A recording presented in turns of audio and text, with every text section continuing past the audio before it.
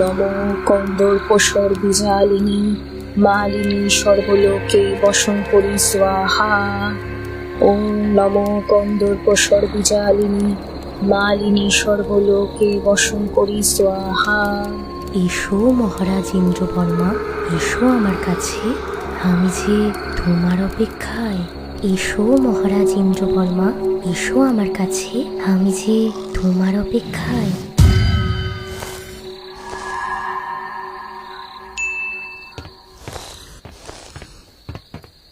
এ কি মহারাজ, এ কি, আপনি এত রাতে কোথায় চললেন? আমাকে আমাকে ডাকছে, আমাকে যেতে হবে। ও আমাকে ডাকছে। কে ডাকছে? কোথায়? কেউ নেই তো। তুমি তুমি শুনতে পাচ্ছ না? শুনতে পাচ্ছ না তুমি? ও যে আমার অপেক্ষায়। মহারাজ, আপনি নিশ্চয়ই কোনো দুঃস্বপ্ন দেখেছেন আর ভুলভাল কল্পনা করছেন। কেউ নেই, কিচ্ছু নেই। হ্যাঁ হ্যাঁ হ্যাঁ হ্যাঁ, কি হয়েছে? কি হয়েছে? আমি এখানে কেন? আপনি হয়তো কোনো দুঃস্বপ্ন দেখছিলেন মহারাজ। চলুন, শুয়ে পড়বেন, চলুন। হ্যাঁ হ্যাঁ হ্যাঁ, তাই হবে হয়তো, কিন্তু কোনো কিন্তু নয়, আপনি চলুন, শোবেন, চলুন।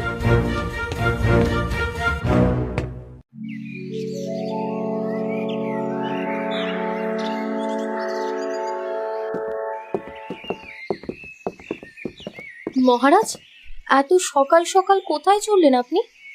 শিকারে যাচ্ছি রানী চন্দ্রাবতী। শিকারে? কিন্তু মহারাজ, আপনি তো আমাদের বিবাহের পর থেকে আর কোনোদিনও শিকারে যাননি। তাতে কি হয়েছে? আপনি তো বলেছিলেন আপনার শিকার করতে ভালো লাগে না। শোনো রানী, শিকারে বেরোনোর সময় আমার এত কৈফিয়ত দিতে ভালো লাগছে না। আমার ইচ্ছে হয়েছে, তাই আমি শিকারে যাচ্ছি। চললাম।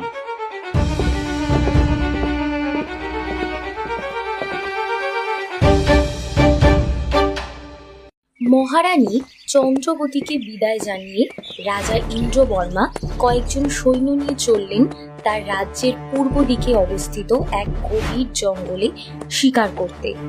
জঙ্গলের কিছুটা ভেতরে ঢুকে হঠাৎ রাজা বললেন, শোনো, তোমরা এখানে অপেক্ষা করো, আমি শিকারের খোঁজে আর একটু ভেতরে যেতে চাই। কিন্তু মহারাজ, এত গভীর জঙ্গলে আপনি একা যাবেন? যদি আপনার কোনো বিপদ হয়? কিচ্ছু হবে না আমার, তোমরা নিশ্চিন্ত থাকো আর এখানে আমার জন্য অপেক্ষা করো। এই বলে রাজা ইন্দ্রবর্মা এগিয়ে প্রবেশ করলেন এক জঙ্গলের ভেতরে।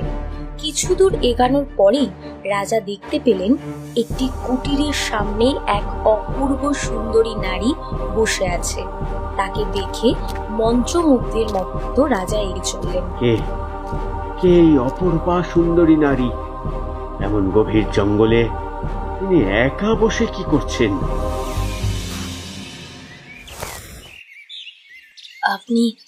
আপনি এসেছেন মহারাজ। আমি যে আপনার অপেক্ষাতেই ছিলাম। তোমার ডাক যে উপেক্ষা করার সাধ্য নেই আমার। কিন্তু কিন্তু কে তুমি? আমি যমুনা, আপনার প্রেয়সী। আমাকে গ্রহণ করুন মহারাজ। কিন্তু আমি যে বিবাহিত। আমাকে ফিরিয়ে দেবেন না মহারাজ। আমি আপনার চরণের দাসী হয়ে থাকতে চাই। দাসী নয়, রানী হয়ে থাকবে তুমি আমার। তোমার রূপে আমি মুগ্ধ।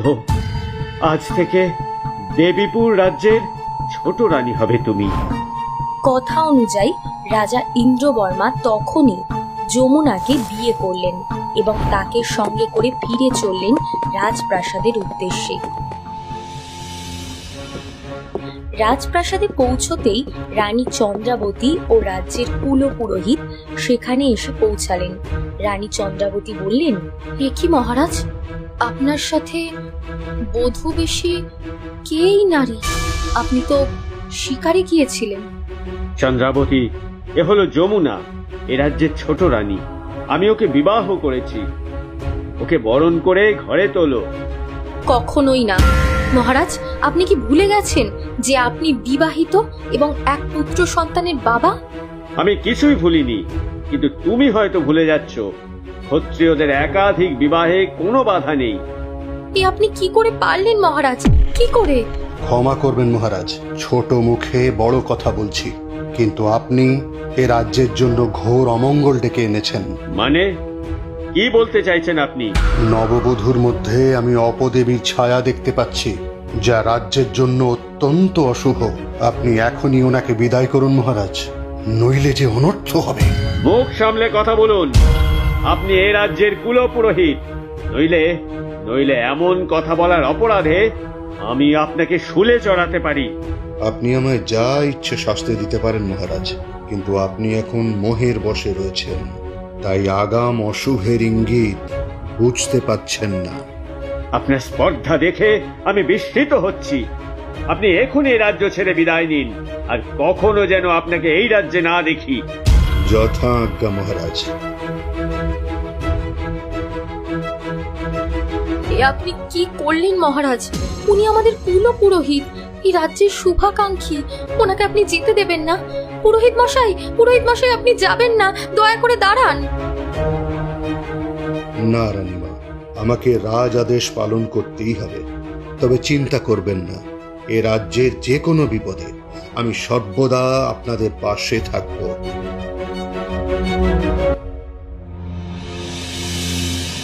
এতদিনে আমার সাধনা কাজে এলো, আর মাত্র কিছু দিনের অপেক্ষা, তারপরেই সব আমার হবে।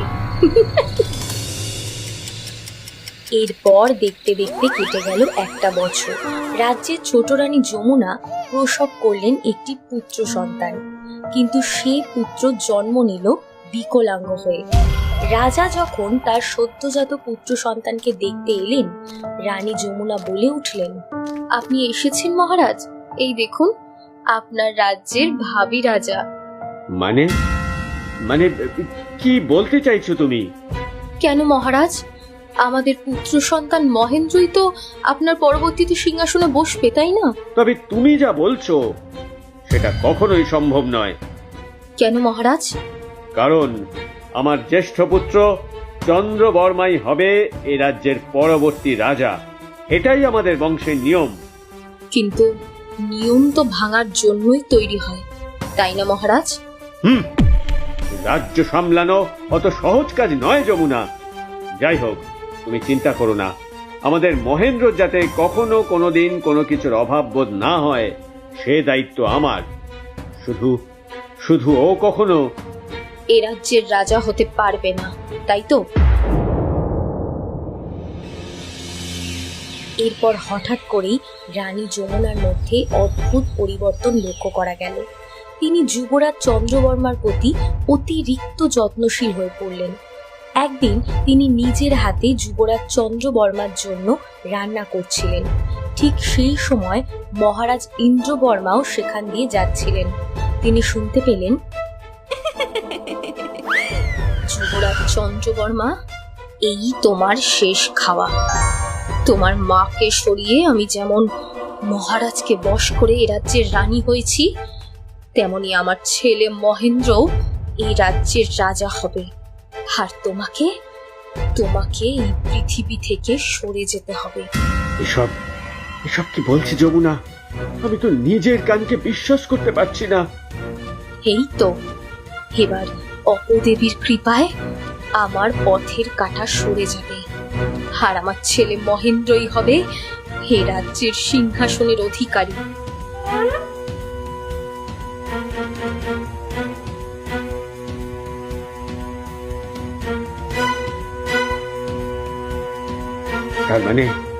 তার মানে পুরোহিত মশাই একদম ঠিক বলেছিলেন। আমি মোহের বশে অন্ধ হয়েছিলাম। এবার আমাকে কিছু একটা করতেই হবে। এই দেখো রাজকুমার চন্দ্র, তোমার জন্য আজ আমি তোমার পছন্দের খাবার রান্না করেছি, তাও নিজের হাতে। নাও, খেয়ে নাও। দাঁড়াও। কে? ও মহারাজ, আপনি? হ্যাঁ, আমি। তুমি কি ভয় পেলে নাকি যমুনা? কই না তো, আমি তো যুবরাজকে নিজের হাতের তৈরি খাবার খাওয়াচ্ছিলাম। হেতে ভয় পাবো কেন? বেশ, তবে তোমার কাছে আমার একটা আবদার আছে যে যমুনা। হ্যাঁ বলুন না মহারাজ, কি করতে হবে? আদেশ করুন আপনি। তুমি যুবরাজ চন্দ্রবর্মার জন্য যে খাবার তৈরি করেছো সেটা আগে নিজে খাও। আমি? না না, এই খাবার আমি কখনো খেতে পারবো না। কেন কেন যমুনা, কেন খেতে পারবে না তুমি? আসলে এই খাবার তো যুবরাজ চন্দ্রবর্মার জন্য, তাই না? তাকে পেলে আমি কি করে খাই বলুন তো দেখি। তাই